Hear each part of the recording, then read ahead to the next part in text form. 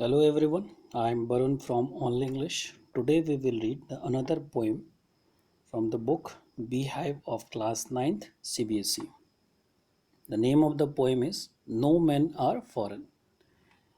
It has been written by the James Kirkup. He was born on 23rd April 1918 and died 10th May 2009. He was a poet, writer and journalist. What about this poem. ये जो poem है इसमें क्या किस चीज़ की बात की गई है कि नो मैन आर फॉरेन, यानी कि कोई भी इंसान जो है फॉरेन में, फॉरेन किसको कहते हैं, जो एक कंट्री से बाहर का जो इंसान होता है, एक कंट्री से बाहर जो दूसरे कंट्री में, उसको हम फॉरेन कहते हैं। तो एक्चुअली इस पोएम में यूनिवर्सल ब्रदरहुड की बात की गई है कि पूरा, जैसे हम लोग कहते हैं कि पूरा दुनिया, एक हम लोग हिंदी में कहते हैं कि, संस्कृत में कहा कि वसुधैव कुटुम्बकम, सेम तरीके से इसमें भी है कि पूरा वर्ल्ड जो है एक है, उसमें ना कोई बड़ा है ना छोटा है। पूरी कंट्री में जो हम एक तरह से बाउंड्री की बात कहते हैं कि वो उसी कंट्री का है, ये यहाँ का है, उसका कलर ऐसा है वह, या फिर इसका कलर ऐसा है। तो जो हम यूरोपियन कंट्री में देखते हैं कि वाइट एंड ब्लैक का है, या फिर जो हम अपने कंट्री में देखते हैं जो रिलीजन के बेस पे होता है। तो एक तरह से यहाँ पर जो बातें की गई है उसमें, तो लेकिन यहाँ पर जो डिस्क्रिमिनेशन की बात होगी कि एक वो उस कंट्री का है ऐसा है, इस कंट्री का है, यानी इन सब चीज़ों की बात की, नो मैन आर फॉरेन। तो अब ये नो मैन एंड फॉरेन में जो शुरुआत है वो क्या कहते हैं, have you ever thought of some people as a strange और other country are a foreign. क्या कभी आपने सोचा कि जो दूसरा पीपल है स्ट्रेंज, स्ट्रेंज का मतलब क्या, जो आप से अलग हो, अननोन दिखता हो, और country as a foreign. We have many ways of thinking other people as a different from us. हम लोगों के मतलब कि हम लोग डिफरेंट तरीके से सोचते हैं कि कोई हम मुझसे अलग है। As them they may belong to the different country, हो सकता है वो डिफरेंट कंट्री से बिलोंग करता हो, ये स्पीक अ डिफरेंट लैंग्वेज, या वो फिर दूसरी भाषा बोलता हो। In this poem however the poet remind us the many ways in which we all are same. लेकिन इस पोएम में जो है पोएट ने ये बात कहने की कोशिश की है कि हम सारे एक हैं, for we all are human being, यानी कि हम सब सारे ह्यूमन बींग हैं, बजाते कि कोई इस कंट्री का है और उसका कलर कुछ और है। इन सब चीज़ों को जो है पोएट, जो नरेटर है यानी कि जो पोएट है, उस चीज़ को कह रहा है। अब लाइन ही इसका स्टार्ट होता है कि remember no man is foreign, यानी कि जो वर्ड स्टार्ट होता है कि नो मैन इज़ फॉरेन, कि कोई भी इंसान जो है वो फॉरेन नहीं है। ठीक, कि रिमेंबर नो मैन इज, अब यहाँ पे remember no man are strange, यानी स्ट्रेंज का मतलब क्या, अननोन, जो आपसे अलग हो। नो कंट्री फॉरेन, यानी कि कोई भी कंट्री जो है वो फॉरेन नहीं, यानी कि दूसरा कोई कंट्री है ही नहीं। यानी कि एक तरह से हम कह सकते हैं पूरी दुनिया जो है एक है। यानी जैसे हम इंडिया में रहते हैं तो इंडिया के बाहर की कंट्री वालों को हम अलग अलग नाम से जानते हैं। तो यानी नरेटर यहाँ पर कह रहा है कि remember no man are strange and no country is foreign, कोई भी जो है स्ट्रेंज नहीं है और कोई कंट्री जो है वो फॉरेन नहीं है। बीनीथ ऑल यूनिफॉर्म, यहाँ पर यूनिफॉर्म की बात क्या की गई है, beneath all uniform a single body breathes like ours, the land our brother walk upon is earth like this in which we all shall lie. अब यहाँ पर जो क्या गया कि बीनीथ ऑल यूनिफॉर्म्स, बीनीथ का मतलब क्या होता है, अंडर, यानी किसी चीज़ के अंदर। तो यहाँ यूनिफॉर्म की बात की गई, जो डिफरेंट कंट्री के जो सोल्जर्स होते हैं तो डिफरेंट तरह का यूनिफॉर्म पहनता है, तो इसीलिए कह रहे हैं कि बीनीथ ऑल यूनिफॉर्म्स, यानी कि जितने सारे आर्मी के यूनिफॉर्म है उसमें अ सिंगल बॉडी ब्रीथ, यानी कि एक बॉडी होता है जो सांस लेता है, यानी कि वो बॉडी तो सेम होता है, यूनिफॉर्म अलग कर दिया जाता है तो इंसान को बताया जाता है कि या इस कंट्री का, या इंडिया का है, यूएसए का है, या इंग्लैंड का है, लेकिन उसके अंदर में एक सिंगल बॉडीज होती है जो कि सांस लेता है, लाइक आर्स, यानी कि हम लोगों के तरह, यानी कि हम अपने आप को माने तो beneath all uniforms single body breathe like ours, यानी कि हम लोग के तरह। The land our brothers walk upon, यानी जो लैंड है जिस पे हम लोग चलते हैं, उसी तरीके ये ब्रदर्स किसको कहा गया है, उस फॉरेनर को कहा गया, उस फॉरेन को कहा गया कि जिस लैंड पे हम लोग चलते हैं उस लैंड पे वो भी चलते हैं। इज अर्थ लाइक दिस, यानी इज जो अर्थ है, इन विच ऑल शैल लाई। अब ये जो लाई की बात की गई है, यानी कि डेथ की बात कही है, यानी कि ये जो पूरी दुनिया है, आपको पता है कि जब कोई मर जाता है तो उसको कब्र में डाल दिया जाता है, यानी कि ग्रेव में डाल दिया जाता है, या इसको जला दिया जाता है हिंदू मैथोलॉजी के अकॉर्डिंग। तो किसी को ग्रेव में डाला जाता है, किसी को जलाया जाता है। तो यानी सबको इसी मिट्टी में मिलना है। तो चाहे जलाने का तरीका अलग हो, मिट्टी में दफन करने का तरीका हो, तो यही बात कहने की कोशिश है कि जो पूरी दुनिया है, वो जो लैंड आवर ब्रदर्स वॉक, यानी कि जो फॉरेन है, वो इसी मिट्टी में एक दिन जो है वो भी मिल जाएगा, जिस तरीके से हम लोग मिलते हैं। तो फिर उसके बाद कह रहे they too aware of the sun and air and water. अब दे मतलब कौन, यानी वही जो बाहर की बातें करे कि they too aware of the sun air and water, यानी कि वो भी इस चीज़ को जानता है, यानी कि सन उसको भी मिलता है, एयर उसको भी मिलता है, वाटर उसको भी मिलता है। Are fed by the peaceful harvest. अब यहाँ पर है कि are fed by the peaceful harvest का मतलब क्या, यानी कि उनको भी जब हार्वेस्ट अच्छी होती है तो पीसफुल तरीके से खाना उसको भी मिलता है, यानी कि वो भी खाते हैं।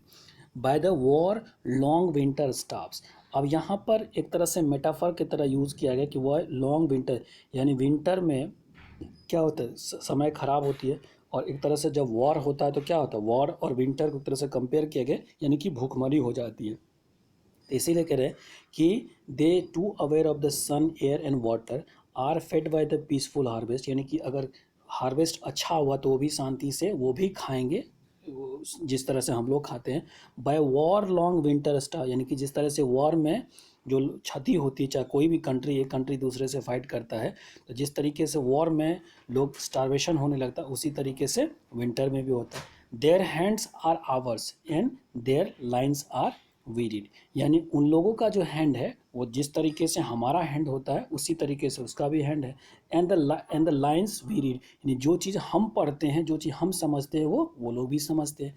The labour are not different from our, यहाँ लेबर का मेहनत क्या हुआ, हार्ड वर्क, यानी जिस तरीके से हम लोग हार्ड वर्क करते हैं उसी तरीके से वो भी हार्ड वर्क करता है। तो इस तरीके से कंपेयर करने की कोशिश किया गया है कि हर चीज़, इसीलिए कह रहे हैं कि पूरा जो दुनिया है वो एक है, क्योंकि हम जो करते हैं वो भी करता है, तो इसमें कोई चीज़ डिफरेंट नहीं। तो यहाँ तक समझाने की कोशिश कीजिए कि कंपेयर। अब हम लोगों को कहता है remember they have eyes like ours that wake or sleep and the strength that can be won by love. अब यह कहता है कि याद रखो कि दे हैव आइज, यानी उनके भी आंखें हैं, लाइक आवर्स, जिस तरीके से हम लोगों का आंख है, दैट वेक और स्लीप, यानी कि वो भी सोता है और जगता है, उनके पास भी शक्ति है, यानी कि स्ट्रेंथ है। दैट कैन बी वॉन, यानी कि वो जीता जा सकता है, किससे, कहते हैं कि वॉर से कभी भी किसी कंट्री के ह्यूमन बीइंग के ऊपर आप रूल नहीं कर सकते हैं। अदरवाइज अंग्रेज हमारे ऊपर रूल कर रहा होता, लेकिन नहीं कर सकता। किसी भी कंट्री को कोई भी कंट्री कुचल करके नहीं, और किसी भी सॉल्यूशन का जो कहते हैं ना कि यूएसए इतना मेहनत करता है किसी को इराक में या कहीं पर जा करके करने के लिए, लेकिन सफल नहीं हो पाता, क्योंकि इंसान को सिर्फ लव एंड अफेक्शन के साथ जीता जा सकता है। इसीलिए कहता है कि remember they have eyes like hours that wake or sleeps, the strength that can be won by love, यानी कि वो जो स्ट्रेंथ है उसके पास, उन लोग फॉरेन के पास, वो जीता जा सकता है किससे, लव एंड अफेक्शन के साथ, यानी भाईचारे के साथ। In every land is a common life, यानी कि पूरा जो दुनिया है, यहाँ एवरी लैंड का मतलब कि हर कंट्री, यानी एवरी लैंड एक ही चीज़ कॉमन होता है, वो क्या होता है, जीवन। यहाँ पर लाइफ का मतलब जीवन।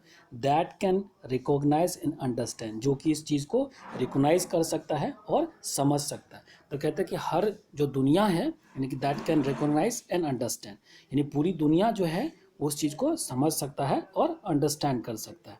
ठीक, उसके बाद कहता है let us remember whenever we are told.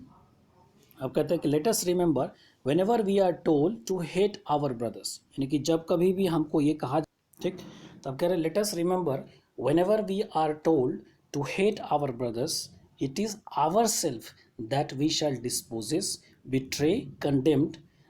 अब यहाँ पर जो लाइन लिखा है कि कहता है कि ये याद रखे कि जब जब हम लोग को कहा जाता है कि whenever we are told, हम लोग को कहा जाता है to hate our brothers, brothers मतलब व्हाट, यानी कि फॉरेन के जो, मानी फॉरेनर जो है, या जो जो जिसको हम फॉरेन मानते हैं उसको, इट इज़ आवर सेल्फ, जब भी कहता है कि हमको हेट करो तो क्या होता है, ये हम अपने आप को क्या करते हैं, दैट वी शैल डिस्पोज। अब डिस्पोज का मतलब क्या है, डिप्राइव या डिसलॉज, यानी कि किसी चीज़ से आप अपने आप को अलग करते हैं। यानी डिप्राइव का मतलब कि वंचित करना, तो यानी आप अपने जो अच्छी चीज़ें हैं उसको, उससे आपको अपने आप को अलग करते हैं। बिट्रे करते, बिट्रे का मतलब चीट करता है। कंडेम का मतलब क्या, किसी की क्रिटिसाइज करना या किसी की क्रिटिसाइज ही करना।